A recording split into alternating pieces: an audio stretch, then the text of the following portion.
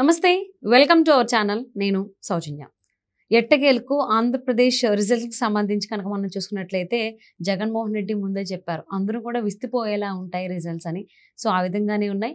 So TDP 144 స్థానాల్లో పోటీ చేస్తే ఆల్మోస్ట్ 130 స్థానాల్లో విజయం సాధించింది. జనసేన అయితే పోటీ చేసినటువంటి 21 స్థానాల్లో కూడా విజయం సాధించింది. సో గవర్నమెంట్కి సంబంధించి ఫామ్ చేయవద్దు ఎన్డీఏ కూటమి అని చెప్పి చాలామంది చెప్పారు, అదే జరుగుతోంది. సో ఈ పరిస్థితుల్లో బీజేపీ చంద్రబాబుకి ఒక బంపర్ ఆఫర్ ఇచ్చారు. సో ఇంతకుముందు ఎలా అయితే ఎన్డీఏ కన్వీనర్గా ఉన్నారో ఇప్పుడు కూడా అలానే కన్వీనర్గా వ్యవహరించడం కోసం ఆయనతో మాట్లాడారు, మంతనాలు జరుపుతున్నారని టాక్ వస్తుంది. మరి అంశానికి సంబంధించి వారి విశ్లేషణని మనతో పంచుకోవడానికి ఈరోజు మనతో పాటు ఉన్నారు senior political analyst Kilaru Nagarjuna గారు ఉన్నారు. వారితో మాట్లాడు. నమస్తే అండి. సో పోటీ చేసినటువంటి 144 స్థానాల్లో టీడీపీ 130 స్థానాలు కైవసం చేసుకుంది. జనసేన అయితే పోటీ చేసిన అన్ని స్థానాలు 21 స్థానాల్లో విజయం సాధించింది. ఇంకా అసలు వైఎస్ఆర్సీపీకి ఏం చెప్పాలో నాకు అర్థం కావట్లేదు. 175 స్థానాల్లో పోటీ చేసింది. ఎన్ని స్థానాలు అంటే 175లో సగం కూడా లేదు. అందులో ఎంత పర్సంటేజ్ అనేది ఇప్పుడు లెక్క వేయాలంటే కూడా చాలా కష్టంగా అనిపిస్తున్నట్టుగా వార్తలు వస్తున్నాయి. సో ఇది ఇలా ఉంటే, సో ఏపీకి 4వసారి అంటే ఇంతకుముందు ఉమ్మడిగా ఉన్నప్పుడు ఆయన ప్రమాణ స్వీకారం చేశారు చంద్రబాబు. ఇప్పుడు విడిపోయిన తర్వాత 2వసారి ప్రమాణ స్వీకారం చేయబోతున్నారు. సో ఓవరాల్గా చూస్తే 4 సార్లు. సో అలా చంద్రబాబు గారికి మళ్ళీ బీజేపీ నుంచి ఎన్డీఏ కూటమికి సంబంధించి కన్వీనర్గా ఉండడం కోసం బీజేపీ నేతలు మంతనాలు జరుపుతున్నారని టాక్ వినిపిస్తోంది. సో దీని గురించి మీరేమంటారు? సరే, ఆంధ్ర పాలిటిక్స్, ఆంధ్ర రిజల్ట్స్ ఎలా ఉన్నాయని మీరు చెప్పారు. ముఖ్యంగా చంద్రబాబు నాయుడు గారి గురించి మాట్లాడుకోవాలంటే, సమకాలీన రాజకీయాల్లో ఏ రాజకీయ నాయకుడు కూడా తన జీవితంలో ఇంత ఉత్థాన పతనాలు చూడలేదు. శిఖరాగ్రం స్థాయికి వెళ్ళటం, మళ్ళీ అధపాతాళానికి పడిపోవటం, మళ్ళీ లేవటం, మళ్ళీ ముఖ్యమంత్రి అవటం, మళ్ళీ కేవలం 40లో వయసు ఉన్నటువంటి జగన్మోహన్ రెడ్డి చేతులు అత్యంత దారుణంగా 23 సీట్లతోటి ఓడిపోవటం అనేటువంటిది మన కళ్ళ ముందు కనిపించింది. ఇంకో నాయకుడు కనుక ఎవరన్నా అయితే ఎందుకు వచ్చిన వాళ్ళు నేను చూసేసాను, 3 సార్లు చీఫ్ మినిస్టర్ని చూశానని చెప్పేసి చేతులు దులుపుకొని పార్టీ మూసేసేవాడు. కానీ ఆ వయసులో కూడా ప్రచారం అప్పుడు ఎలా కష్టపడ్డాడో మనం చూసాం.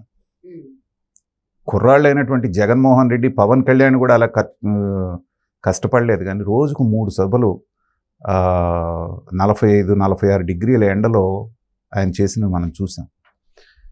దానికి ఫలితంగా ప్రజలు ఇవాళ ఏ చేత్తోటైతే ఆ రోజున ఆయన రిజెక్ట్ చేశారో, 23 స్థానాలకే పరిమితం చేశారో, అంతకి మించినటువంటి ల్యాండ్ స్లైడ్ విక్టరీ ఇవాళ చంద్రబాబు నాయుడికి కట్టబెట్టారు.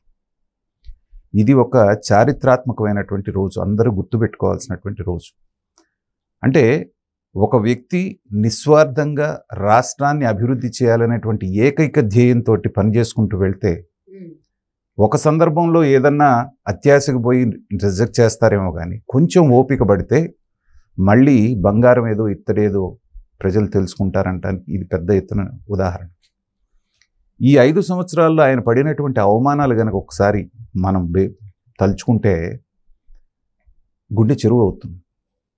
సాధారణమైనటువంటి వ్యక్తి ఎవరన్నా అలాంటివి పడితే అది వేరు, కానీ ఆ స్థాయి మనిషి భార్య మీదని అనిపించుకున్నాడు. కొడుకుని పప్పు అని అననివాడు లేడు. 52 రోజులు జైల్లో ఉన్నారు. ఇలాగ ఇన్ని రకాలుగా ఆయన పడ్డటువంటి అవమానాలన్నీ కూడా పంటి బిగున కేవలం రాష్ట్రం కోసం ఆయన ఇచ్చేశారు. ఆయన మొట్టమొదటి విక్టరీ ఎక్కడంటే, జైల్లో ఉండి కూడా పవన్ కళ్యాణ్ తన దగ్గరికి రాగానే ఇద్దరు కలవటం అనేటువంటిది ఫస్ట్ విక్టరీ అక్కడ పడ్డది. తర్వాత బీజేపీకి తెలుగుదేశానికి చాలా గ్యాప్ ఉన్నప్పటికీ కూడా పవన్ కళ్యాణ్ అనేటువంటి వ్యక్తి ఖచ్చితంగా బీజేపీ మనతో ఉండాలనుకోవటం, బీజేపీ కూడా అన్ని అంచనాలు వేసుకొని, ఇప్పుడు వాళ్ళు 400 పైన వస్తామన్నా వాళ్ళకి ఇంటర్నల్ సర్వే తెలుసు ఎంత వస్తుంది అనేది, ఇవాళ ఎంత వస్తుందో అంతే వస్తుందని వాళ్ళకి కూడా తెలుసు. అందుకని చంద్రబాబు నాయుడు అధికారంలోకి రాబోతున్నాడు, బలమైన నాయకుడు కాబట్టి ఇలాంటి అతను మన పక్కన ఉండాలన్న ఉద్దేశంతో చివరి నిమిషంలో అయినా వచ్చి పొత్తు పెట్టుకున్నారు. కొంచెం బెట్టు చేసి వాళ్ళకేదో ఇష్టం లేనట్టు, చంద్రబాబు నాయుడే వాళ్ళతో పాటు పాకులాడుతున్నట్టుగా బిల్డప్ ఇచ్చి చేశారు. ఇవాళ 2% ఓట్లతోటి 7 అసెంబ్లీలు 3 పార్లమెంటుకు గెలుచుకోగలుగుతున్నారు. అంతకంటే వాళ్ళకి అదృష్టమే ఉంది. ఇవాళ ఖచ్చితంగా జనం కూడా ఎలాంటి తీర్పు ఇచ్చారంటే మ్యాజిక్ ఫిగర్ నుంచి ఒక 20-25 సీట్లు మాత్రమే ఆ దూరంలో పెడుతున్నారు దాటి. ఖచ్చితంగా చంద్రబాబు నాయుడు గారి ద్వారా ఆంధ్ర రాష్ట్రంలో వచ్చే సీట్లు 21 ఉంటున్నాయి. ఒక్క 10 సీట్లు అటు ఇటు అయిందంటే కూటమి పరిస్థితి కొంచెం డైల్మాలో ఉంటుంది. అలాంటి సందర్భంలో చంద్రబాబు నాయుడు గారు వాళ్ళకి విశ్వసనీయమైనటువంటి మిత్రుడు. ఇప్పుడు కాదు, వాజ్పేయి గారి టైం నుంచి కూడా వాళ్ళు ఎన్ని పదవులు ఆఫర్ చేసినా చంద్రబాబు నాయుడు గారు అటువైపు చూడకుండా కేవలం నా రాష్ట్రం మీకు మద్దతు ఇస్తున్నాను కాబట్టి నా రాష్ట్రానికి ఇది చేయండి అది చేయండి అని అనేకమైనటువంటి పనులు వాజ్పేయి గారి టైంలో చేయించుకున్నారు. కానీ అలాగే జరుగుతుంది అనుకున్నారు 2014లో. కానీ అక్కడ ఉన్నటువంటిది మోడీ షా ద్వయం. మనకిస్తామన్న స్పెషల్ స్టేటస్ ఎగ్గొట్టారు, తర్వాత దానికి సంబంధించి రైల్వే జోన్ ఎగ్గొట్టారు, ప్రతిదానికి మొండి చేయి చూపించారు. అప్పటికి పాపం భరించి 4 సంవత్సరాలు భరించిన తర్వాత చివరికి ఇక తప్పని పరిస్థితుల్లో 5వ సంవత్సరం బయటకు వచ్చారు. సరే, అది చరిత్ర. దాని మూలాన ఇద్దరూ నష్టపోయారు. ఎందుకంటే రాష్ట్రంలో 0.86%కి బీజేపీ పడిపోయింది, వీళ్ళు అధికారం కోల్పోయారు. ఈసారి వచ్చిన తర్వాత ఇద్దరికి కూడా మనం కలిసి ఉంటేనే మనం సాధించగలం అనేటువంటి ఉద్దేశంతో పవన్ కళ్యాణ్ పక్కన పెట్టుకుని అద్భుతమైనటువంటి చరిత్రలో కని విని ఎరుగనటువంటి విజయాన్ని సాధించి 151 సీట్లో 2019లో గెలిచినటువంటి వైసీపీని ఇవాళ కనీసం ప్రతిపక్ష హోదా కూడా లేకుండా, ఇంకా చూస్తే అసలు ఫైనల్ రిజల్ట్ వచ్చేటప్పుడు సింగిల్ డిజిట్కి వెళ్ళిపోయేటట్టుంది. అలాంటి స్థాయికి ఏదైతే పవన్ కళ్యాణ్ అన్నాడో, మిమ్మల్ని అధఃపాతాళానికి తొక్కకపోతే నా పేరు పవన్ కళ్యాణ్ కాదన్నాడు చూసారా, అధఃపాతాళానికి 50 అడుగులు 100 అడుగులు లోతులు పాతి పెట్టారు ఇవాళ వైసీపీ. ఇప్పుడు ఏమాత్రం నితీష్ కుమార్ లాంటి వ్యక్తి ఎన్డీఏలో ఉన్నప్పటికీ నితీష్ కుమార్ ఎన్నిసార్లు పార్టీలు మార్చారో మనకు తెలుసు. ఏ క్షణానైనా ఇటైనా వెళ్ళొచ్చు, అటైనా వెళ్ళొచ్చు. కాబట్టి అలాంటి వాళ్ళందరినీ కాస్త కట్టుబాటు ఉంచి ఎన్డీఏని ఒక కట్టుగా ఉంచాలి అంటే చంద్రబాబు నాయుడు గారి చాణక్యం చాలా అవసరం జాతీయ స్థాయిలో అనేటువంటిది మోడీ గారు తెలుసుకున్నారు. ఇంకా పూర్తి స్థాయిలో రిజల్ట్స్ రాకముందే బాబు గారికి ఫోన్ చేయటం, ఒకసారి రండి మాట్లాడుకుందాం అంటాం అనేటువంటిది దీనికి ఇండికేషన్. ఎందుకంటే నమ్మదగ్గ మిత్రుడు బాబు గారు. ఆయనకి కావాల్సిందేదో ఆయనకి చేసి పెడుతున్నంత కాలం మిమ్మల్ని ఏ రకమైనటువంటి డిమాండ్స్ చేయడు, గొంతెమ్మ కోరికలు కోరడు, మిమ్మల్ని పదే మిమ్మల్ని పడేస్తానని బ్లాక్మెయిల్ చేయడు. అది చంద్రబాబు నాయుడు గారి చరిత్రలోనే లేదు. ఇంత నమ్మకమైనటువంటి మిత్రుడు కాబట్టి ఇవాళ ఆయన సేవలు ఉపయోగించుకోవాలనేటువంటిది బీజేపీ జాతీయ నాయకత్వం భావిస్తోంది.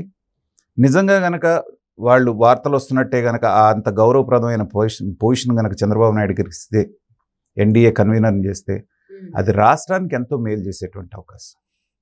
ఎందుకంటే చాలా క్లిష్ట పరిస్థితుల్లో ఉంది వాళ్ళ రాష్ట్రం. సగంలో ఆగిపోయిన అమరావతి, సగంలో ఆగిపోయిన పోలవరం, ఇలాగా అస్తవ్యస్తం చేసేసారు ఈ 5 సంవత్సరాల్లో.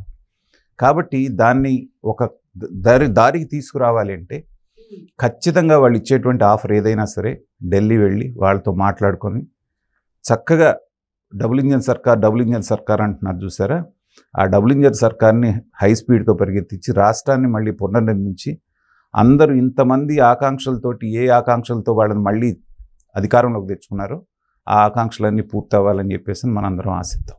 సో తప్పకుండా అండి. అందరూ అనుకున్నారు ఖచ్చితంగా ఆంధ్రప్రదేశ్లో అధికార మార్పిడి రావాలి అని. కానీ ఇంత విపరీతమైనటువంటి సంచలనమైనటువంటి ప్రజా తీర్పు వస్తుందని ఎవరు ఎక్స్పెక్ట్ చేయలేదు. సో దాంతోపాటుగా చంద్రబాబు గారికి ఎన్డీఏ కన్వీనర్గా కూడా బీజేపీ నేతలు అడగడం అనేది నిజంగా సంతోషించదగినటువంటి వార్తే. సో ఏం జరుగుతుంది దీనికి సంబంధించి అనేది రాబోయే 2 రోజుల్లో చూద్దాం అండి. Thank you so much Nagarjuna గారు.